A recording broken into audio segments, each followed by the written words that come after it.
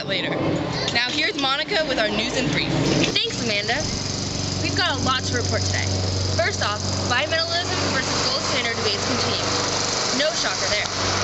The silverites are holding on tight to their hope of exchanging gold for silver for paper currency, while the gold bugs want their dollars back with solid gold. William Jennings Bryan, known for his cost of gold speech, has suggested a gold and silver combined standard. There have been rumors that Bryan will be running against Republican William McKinley in the upcoming election. See our news pamphlet to learn more about each candidate.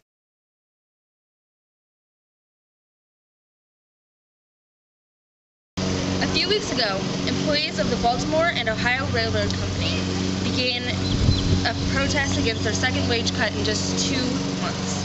This caused lines to halt for over 7 days. Police and federal troops arrived at the scene last night and officially ended the strike, stating that the strikers were hindering interstate commerce.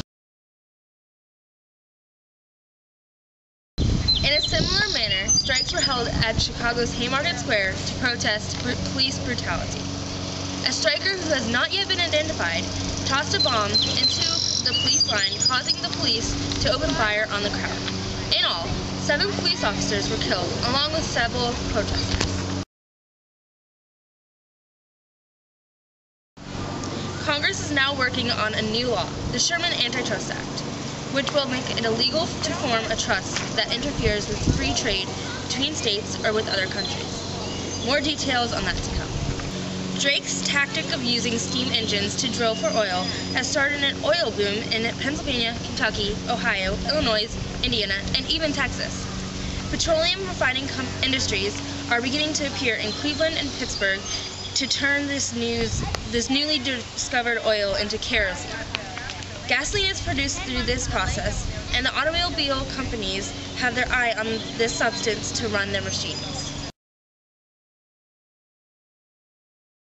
Thomas Edison's method of producing and distributing electrical power has picked up speed since its first success in 1880. Energy plants are now able to be placed anywhere instead of by only rivers. This has increased industry all over the nation. Christopher Scholl's typewriter and Alexander Graham Bell's telephone have created more jobs for women and allowed industries to relocate into factories, leading to mass-produced items and an overall improved standard of living for Americans. That's all for the news in brief. Back to Amanda. Founder of the United Mine Workers of America, Jones was recently released from jail, but that didn't stop her from exposing the cruelties of child labor. In her biggest demonstration yet, she now leads over 80 million children, many with disturbing injuries, on a march to the White House in hopes of persuading Mr. President and Congress to pass child labor laws, which will limit hours children are allowed to work and improve working conditions. Now we're here with Mary Harris Jones. So what made you decide to lead child laborers? Well, when I was released from jail, I felt that it was my duty to help these kids escape from the cruelties of these industries. They can't speak for themselves, so I want to speak for them.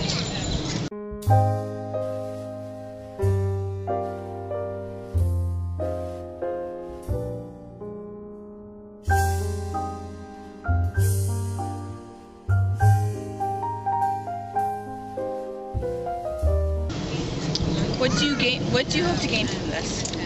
We hope to pass legislation that will improve working conditions, decrease hours, and increase wages. Well, I'd say your march is the best start, so good luck. Thank you.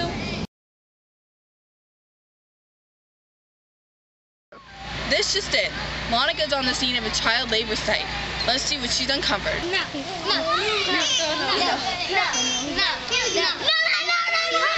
I'm here reporting to you live from the Johnsons & Jones factory in Johnsonsville, Nebraska, where you are viewing live footage of the child labor protests taking place across the nation. Young boys and girls, starting at the age of 5, are working 10 to 12-hour days in dark, damp mines, in fields in the burning heat, and even in factories with hazardous machinery. These children get only a half-an-hour break for lunch, and that's it. Many work for the money to provide for their families. How would you feel if this was your child? Or what if this is your child? Let us know what you think. Is it ethical for your country to put young children to work this early? Let's go get a behind-the-scenes look at a child labor. Hello, Lauren. So tell us what the conditions are really like. I work in a textile factory, and I get here at 4:30 a.m. and I work until 12:30, and then I get a 15-minute lunch break, and then I have to work until 6. That's terrible. So I see you hurt your leg. Was it from the job? Yes, I stepped on a pile of needles and used to myself. Oh, so you have a few weeks left to heal. No, I was forced back on the same day because otherwise I would lose. Speaking of money, how much do you get paid? Only 10 cents a day. Wow, that's so little. Are you using only income?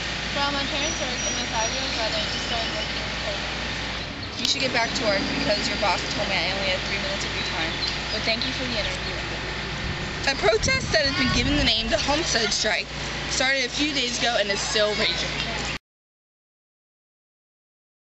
Workers at the Carnegie Steel Company's Homestead plant in Pennsylvania are protesting their wage cuts.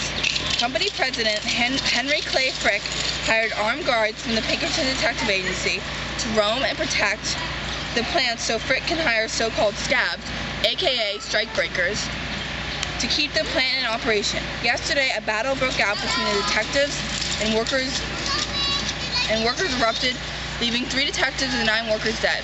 Some suspect that Frick will call in the National Guard to end the strike once and for all.